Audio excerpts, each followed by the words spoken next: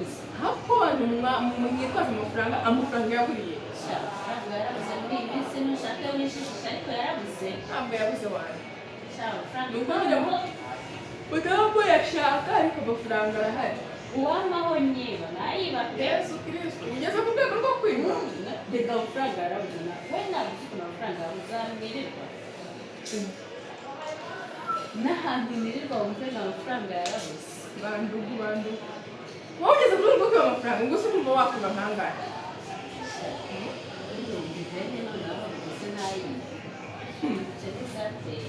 reka ngo byize ukuri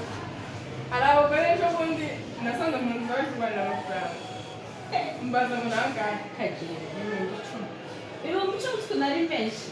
wayamaye n'amazi ubu ngewe nagenda kurwanira amafaranga mu nzu ibihumbi icumi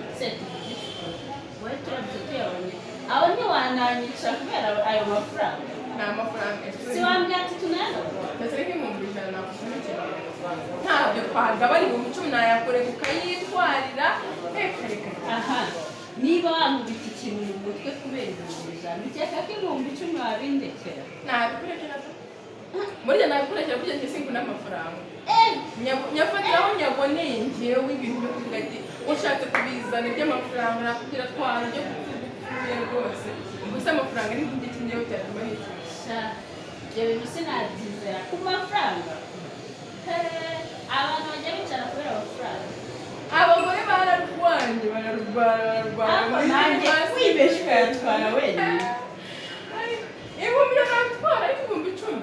utwo dufaranga mbona ntabwo nafite ariko gusa amafaranga y'Rwanda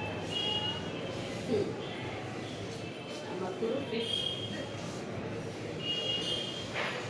Yesu Kristo dore bitanu